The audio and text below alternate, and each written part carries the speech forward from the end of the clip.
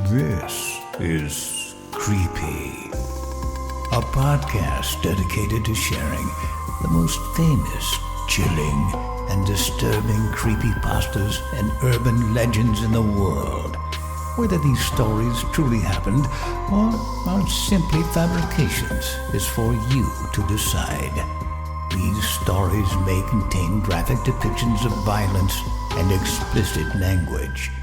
Listener discretion is advised. The Holder of the Mind.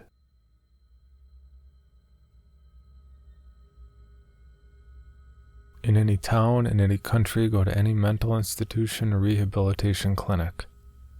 Approach the front desk and ask to see someone who calls themselves the Holder of the Mind. There will form a look of reluctance on the employee's face, which they will hold just long enough that it is barely visible. Then you will be led down a hallway, ending at a flight of stairs. The attendant will leave you at this point. Ascend the stairs. They will go on for what seems like miles. If your step falters at any time, or you take time to rest, even a moment of respite, your focus will quickly lose clarity until it fades away entirely. If your consciousness returns thereafter, you may find yourself at whatever place you call home, and the institution will have essentially vanished from existence. If this is the case, think whatever entity you wish that the least likely outcome came to pass. If your consciousness does not return, then you are still fortunate you did not awaken to find yourself where your more ill-fated predecessors arrived. When you at last reach the apex of the staircase, you will find yourself in a dilapidated hallway, appearing as some portion of a high-rise building. The wall to your left will have many doors. Do not open any of them under any circumstances, regardless of what sensations you feel urging you to do so. These feelings are scarcely more than base trickery. The doors restrain segments of your psyche mercifully shut away. To free them now is a grave mistake. The wall to your right is composed entirely of glass. Looking out this enormous window reveals whatever place you were born in, though entirely empty and devoid of life. Walk the hallway. Its length is variable, so this may take even longer than your recent climb. At the opposite end, you will see a set of double doors. Unlike the many other doors in this hallway, you must open this one, though you may feel reluctance to do so.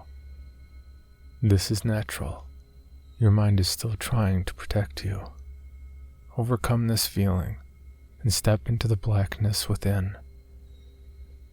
Before long, a single spotlight will turn on from somewhere in the darkness above you, and all things within the spotlight will be made clear. Through its reflected light, you can see the surrounding area very slightly illuminated. It is best that you do not look too closely at the shifting images beyond the region of clarity. The rings on the ground will indicate to you that you are in some kind of a circus tent, standing in the center ring. Across from you is a stout man with a flamboyant appearance, wearing a lustrous top hat that shades his eyes, blocking them from your view. Ask him, "What in me have they obscured?" Speak clearly, and more importantly, speak loudly.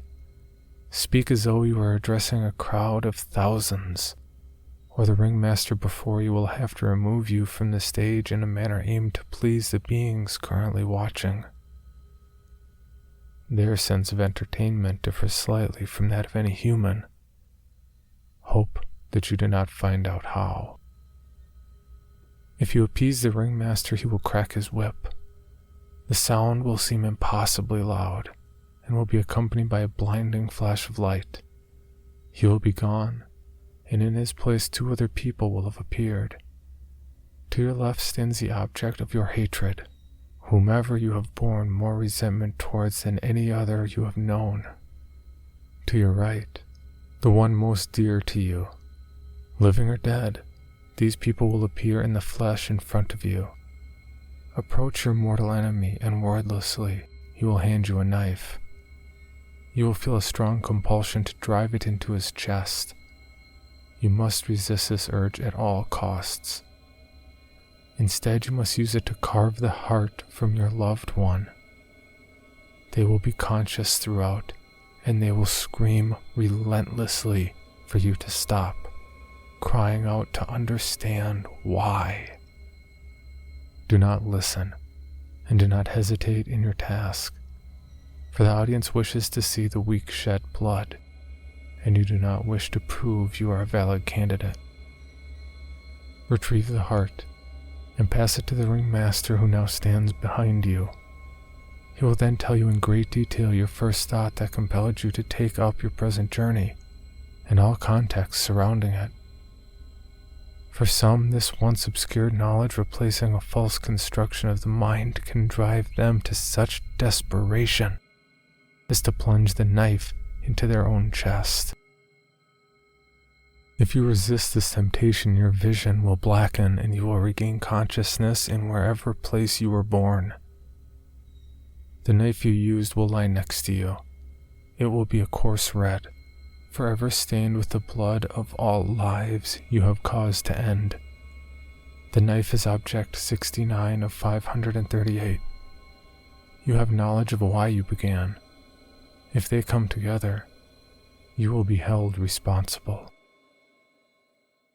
For more information, including pictures and videos of the stories told on this podcast, or to suggest stories for future episodes, please visit us at CreepyPod on Twitter, Instagram, and Facebook, or email us at creepypod@gmail.com. All stories told on this podcast can be found at creepypastawikia.com and are protected by a Creative Commons license. Some rights reserved unless otherwise stated.